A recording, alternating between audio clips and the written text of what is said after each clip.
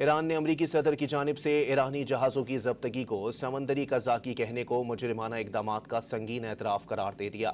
ایرانی وزارت خارجہ کے ترجمان اسماعیل بقائی نے ایکس پر پیغام میں کہا ہے کہ یہ صدر ٹرمپ کی زبان کی لغزش نہیں بلکہ بین الاقوامی سمندری آمد و رفت کے خلاف ان کے مجرمانہ اقدامات کا براہ راست اور سنگین اعتراف ہے۔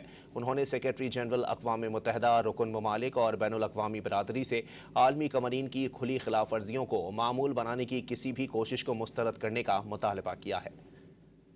ایران نے امریکی صدر کی جانب سے ایرانی جہازوں کی ضبطگی کو سمندری قزاقی کہنے کو مجرمانہ اقدامات کا سنگین اعتراف قرار دے دیا۔ ایرانی وزارت خارجہ کے ترجمان اسماعیل بقائی نے ایکس پر پیغام میں کہا ہے کہ یہ صدر ٹرمپ کی زبان کی لغزش نہیں بلکہ بین الاقوامی سمندری آمد و رفت کے خلاف ان کے مجرمانہ اقدامات کا براہ راست اور سنگین اعتراف ہے۔